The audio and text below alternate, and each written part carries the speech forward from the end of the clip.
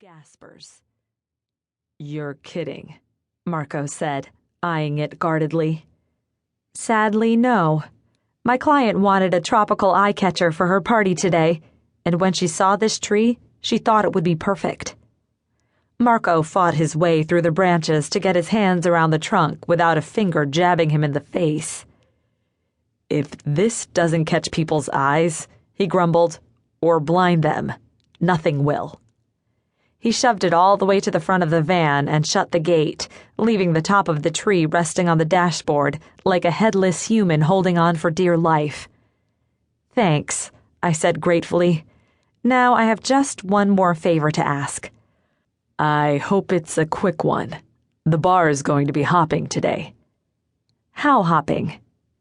He came over to where I was leaning against the driver's door and tilted my chin up, his touch sending a tingle down my spine. "Why do I get the feeling you're about to ask me to do something I won't like?" "Depends on your definition of like. Would you like to take a short walk with me this evening?" He gave me a wary look. "Depends on your definition of short." "Touché. How about from here to the garbage bin over there?" Marco's lips twitched. "I'll probably regret this, but I'm going to say yes." "Super. Next question. Would you like to eat, drink, and be merry with me while wearing a tuxedo?" His dark eyebrows came down to form a solid line of scowl. He was getting the idea. "The thing is," I hastened to say, "one of the groomsmen, my escort in fact, sprained his ankle, and I really don't want to be the only bridesmaid without an escort. Please do this for me, Marco. I'll be forever in your debt." He folded his arms and gave me a stern look. "I hate tuxes." "Trust me, you'll look great. It's top of the line. The women will drool over you." "At least this one would." "I don't like ceremonies either." That wasn't good news.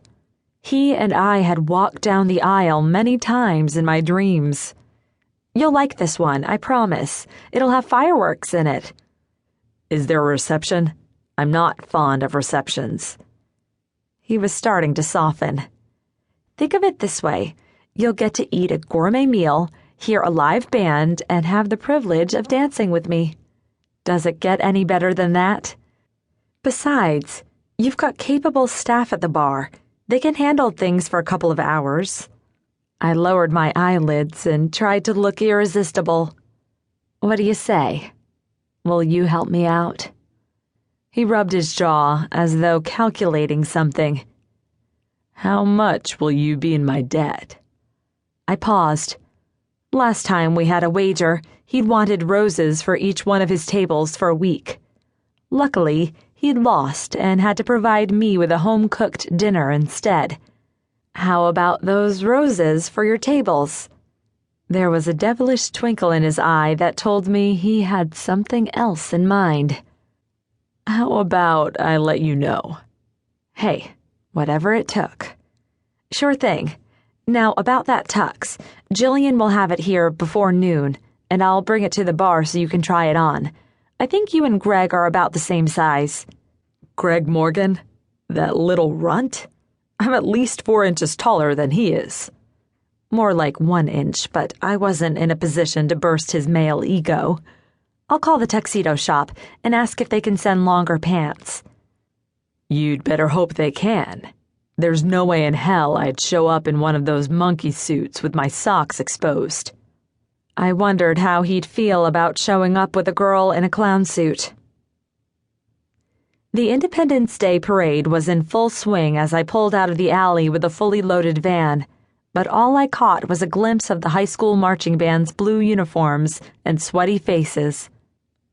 When I got to Trudy's house, I found 3 of the quads sprawled in lounge chairs on her back deck, icy colas at their sides. "Okay, guys, let's get the van unloaded," I called, clapping my hands to snap them out of their daydreams. "Who's missing?" "Carl," Johnny volunteered. "He's inside." I peered through the sliding glass door and spotted the missing quads.